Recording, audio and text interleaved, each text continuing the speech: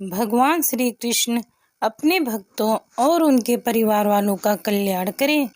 माघ मास के इस पवित्र महीने में आज हम भागवत सप्ताह विधि के महत्व को जानेंगे, जो कि सुख सागर से लिया गया है।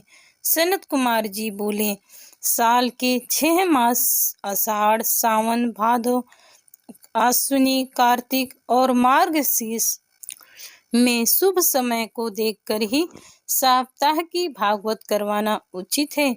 इस बात का विशेष ध्यान रखें कि जहाँ कथा की जाए वहाँ साफ सफाई करके फूल और लताओं से सजाकर ध्वजा स्थापित करें। कथा कहने वाला ब्राह्मण बड़ा ही योग्य, ब्रह्मचर्य तथा पाखंड रहित होना चाहिए। बैठने का स्थान ऐसा हो जहाँ अधिक से अधिक व्यक्ति एकत्रित होकर कथा श्रवण का लाभ ले सके। वेदिका की उत्तर दिशा में 7 लीक बनाकर विरक्त ब्राह्मण को बैठाना चाहिए।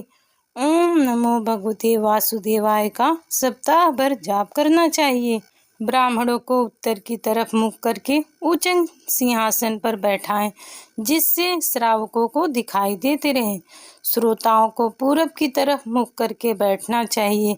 यदि श्रोतागण विरक्त हो तो गीता का पाठ, और यदि गृहस्थ हो तो श्रीमद् भागवत के 10वें स्कंद के प्रत्येक श्लोक द्वारा घी, शहद, तिल, खीर आदि अन्नों से हवन करवाना चाहिए, क्योंकि यज्ञ में कुछ न कुछ दोष रह ही जाता है। इसलिए उसकी शांति के लिए अंत में विष्णु सहस्त्र नाम का पाठ करवाना चाहिए। सभी श्रोताओं को दीक्षा भी लेनी चाहिए, क्योंकि दीक्षा लेने वाला ही कथा का अधिकारी होता है। गणेश जी तथा पितरों की भी स्तुति करें तथा तर्पण करें। मंडप में मूर्ति की स्थापना करें। 16 प्रकार के पूजन करके मीठा और वस्त्र भगवान को अर्पित करें। फिर आसन पर बैठाकर श्रीमद् भागवत पुराण का पूजन करें। इसके पश्चात कथा शुरू करें। श्रोताओं को भी चाहिए कि भगवत कथा का श्रवण बड़े प्रेम पूर्वक पूर्ण हृदय से करें।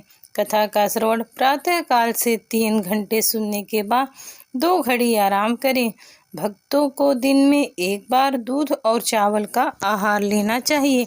श्रोताओं को 7 दिन तक ब्रह्मचर्य का पालन करना चाहिए। भूमि पर सोना चाहिए। उनको इन दिनों किसी की भी निंदा नहीं करनी चाहिए और अपवित्र भावनाओं का त्याग कर देना चाहिए।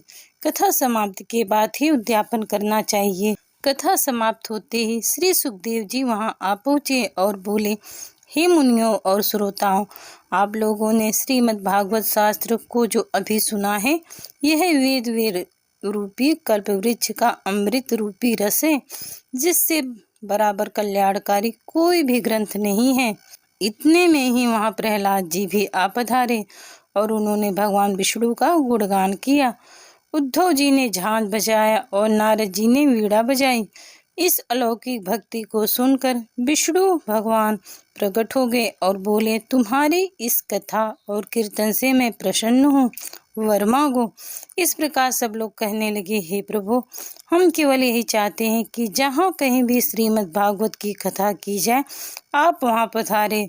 भगवान ने एवं मस्तु कहा और अंतर ध्यान हो गए। जय श्री कृष्ण भक्तों।